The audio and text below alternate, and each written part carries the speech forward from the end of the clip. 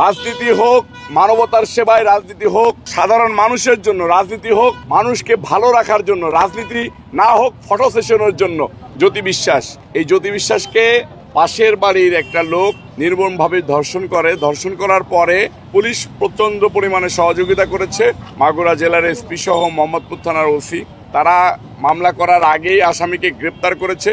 এই আসামিকে ভিকটিম পরিবার যাতে মামলা না করে সেটার জন্য যে লোকটা ধর্ষণ করেছে সে সহ তার পরিবারের লোকজনরা এই পরিবারকে হুমকি দামকি দেয় যে যদি মামলা করা হয়, মামলা করা হলে আমরা তোমাদেরকে মেরে ফেলবো। আমরা আমাদের নেতাকর্মীদেরকে নিয়ে এই পরিবারকে সাহস দিয়ে আমাদের লোকজন সাথে থেকে পরিবারকে দিয়ে থানায় মামলা করায়। মামলা করানোর পরে এটা হসপিটালে নিয়ে যাওয়া হয়। প্রথমে মোহাম্মদপুর উপজেলা হসপিটালে নিয়ে যাওয়া হয়, পরে মাগুরা সদর হসপিটালে নিয়ে যাওয়া হয়। মেয়েটার অবস্থা খারাপ দেখে ঢাকাতে রিফার করে মাগুরা সদর হসপিটাল। আমরা ঢাকা মেডিকেলে দীর্ঘদিন যাবৎ বিএনপির ভারপ্রাপ্ত চেয়ারম্যান জনাব তারেক রহমান সাহেবের নির্দেশনায় তাকে চিকিৎসা করে যাচ্ছিলাম। আজকে সে সুস্থ হয়েছে, তাকে আমরা বাড়িতে পাঠিয়ে দিচ্ছি। এখন যে কোনো ব্র্যান্ডের পুরাতন এসি বদলে নতুন ওয়ালটন এসিতে উপভোগ করুন 25% ছাড়।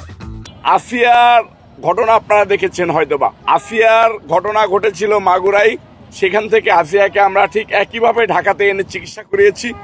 আমরা তখন দেখেছি আসিয়ার বেলায় যখন বিএনপির ভারপ্রাপ্ত চেয়ারম্যান জনাব তারেক রহমান সাহেব চিকিৎসার দায়িত্ব নিয়েছিলেন, চিকিৎসা করিয়েছিলেন, তখন বিভিন্ন দলের নেতারা গিয়ে ফটো সেশন করেছিলেন।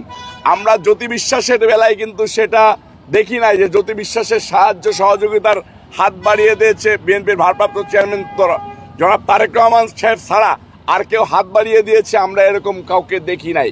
রাজনীতি হোক মানবতার সেবায়, রাজনীতি হোক সাধারণ মানুষের জন্য, রাজনীতি হোক মানুষকে ভালো রাখার জন্য, রাজনীতি না হোক ফটো সেশনের জন্য। আমরা সেটা চাই। আমরা চাই যে জ্যোতি বিশ্বাস বাড়িতে যাচ্ছে তার পরিবারের সম্পূর্ণ নিরাপত্তা দিক প্রশাসন যেরকম জ্যোতি বিশ্বাসের পাশে দাঁড়িয়েছিল মাগুরা প্রশাসন, মাগুরা শুধু পুলিশ প্রশাসনই জ্যোতি বিশ্বাসের পাশে দাঁড়িয়েছে, আর কোনো প্রশাসন কিন্তু জ্যোতি বিশ্বাসের পাশে দাঁড়ায় নাই। একবারের জন্য কোনো সংস্থার লোক জ্যোতি বিশ্বাসের বাড়িতে যায় না, জ্যোতি বিশ্বাসের পরিবারের কোনো খোঁজখবর রাখে নাই। এটা সরকারের গাফিলতি বলে আমরা মনে করতেছি।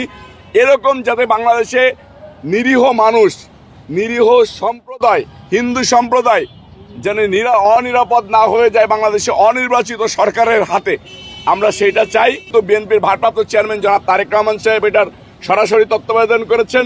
বিএনপির ভারপ্রাপ্ত চেয়ারম্যান জনাব তারেক রহমান সাহেব তাদের বারবার খোঁজখবর রেখেছেন। তাদের পরিবারের যত প্রকার সহযোগিতা আরো যতদিন পর্যন্ত প্রয়োজন বিএনপির ভারপ্রাপ্ত চেয়ারম্যান জনাব তারেক রহমান সাহেব করবেন।